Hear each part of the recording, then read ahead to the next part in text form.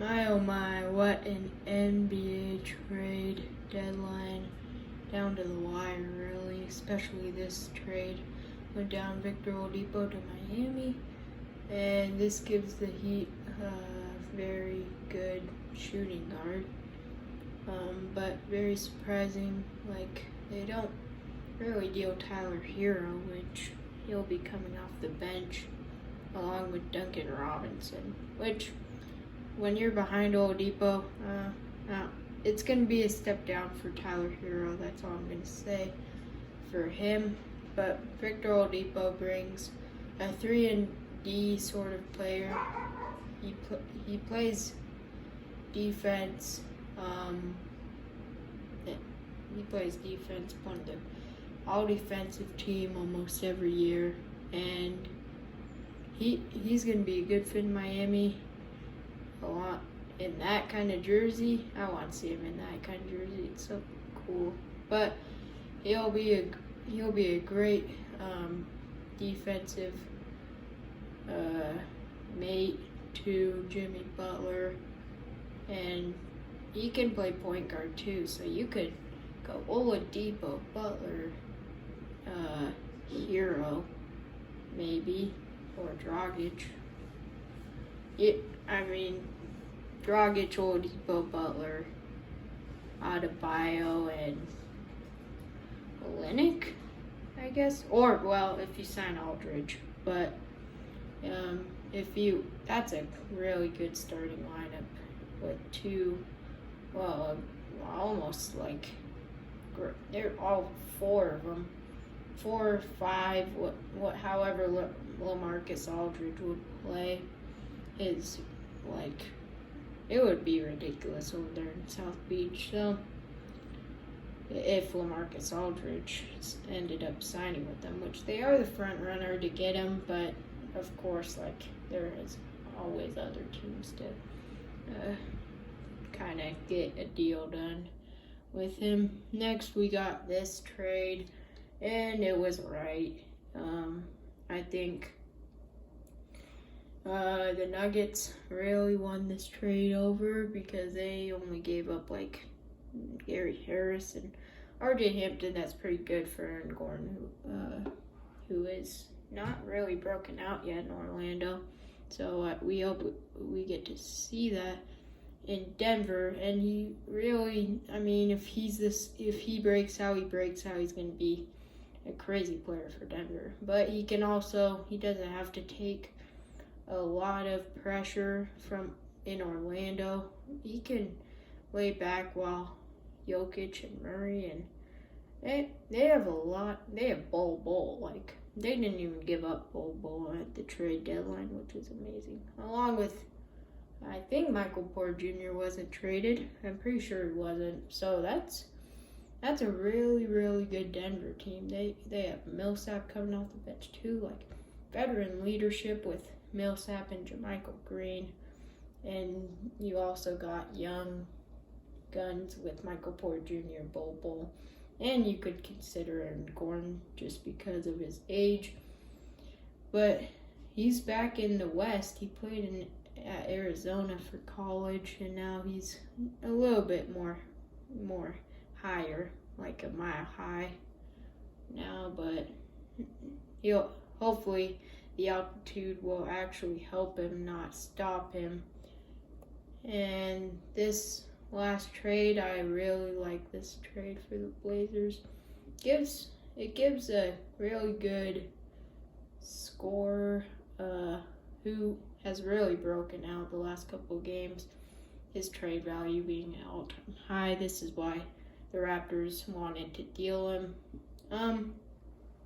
But then there's guys like Gary Trent and Rodney Hood in this trade that are very impactful, who don't really bring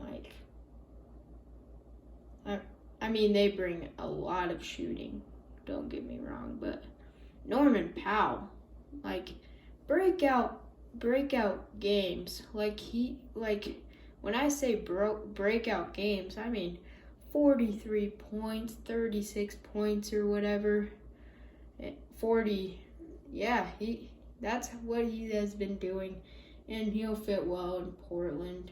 And he doesn't have to be in such a big role where he's like Bradley Beal over there in Washington, where he's putting up big numbers, but they're not really contributing to wins. Now he can put up small numbers and they can win because Damian Lillard and CJ McCollum, they just have a really well-done core over there in Portland that can really challenge a team like the Lakers or Clippers or now the Nuggets, Jazz, etc. But, I mean, the trade deadline overall, 17 trades, and there are a lot of underrated trades. And that I didn't really mention here, there was George Hill to the Sixers, and there was JaVale McGee to the Nets, and there was my favorite team made a trade for Matt Thomas, who was a Raptor, and it only cost us a second round pick. I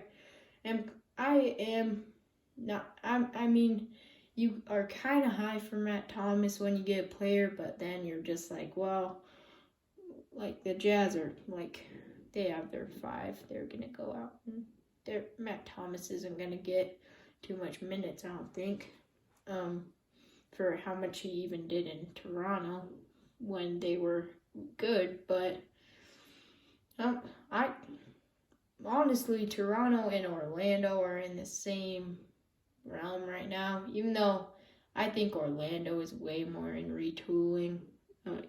Toronto did keep Kyle Lowry, and New Orleans kept Lonzo Ball. Those were very surprising. We all thought that Kyle Lowry was going to go to Sixers, Clippers, Lakers, Heat, like 4 teams right there, and they were all really good front runners for him. And most important of all, they're all contenders. And I think the Heat is the most needing of him because they are not too far behind, but I think they just need one more piece. And I think they got that in Victor Oladipo and Nemanja Bjelica, but it was either Victor Oladipo or Kyle Lowry. And when Kyle Lowry was off the market, it was obviously Victor Oladipo because Victor Oladipo wasn't going to be off the market. And, of course, George Hill to the Sixers. I think this is a great trade for the Sixers. This obviously fills the void for a possible Lowry trade, but it gives him, he doesn't even have to start. Like, Kyle Lowry, like, why would he buy to come off the bench? I mean, you could move Ben Simmons to power forward and all, but then you have to move Tobias Harris to small forward or center or something. And then that just squishes Seth Curry or Danny Green. It's just like, okay, well, I don't know if we should have made that trade. But George Hill does not have to start, and he can come off the bench. He's done it many times before, and he's just a veteran there. He's a playoff leader. He's a mentor. He's a very good player. And I saw that when he was with the Jazz, that, I mean, he might not have scored a lot, but his impact was way more than what you think it would be. Now, some of this season he's been dealing with some injuries, and I think when you get seasoned, you will fall apart eventually, and that's why you retire. Some players, most players retire early, and I hope that doesn't happen to George Hill.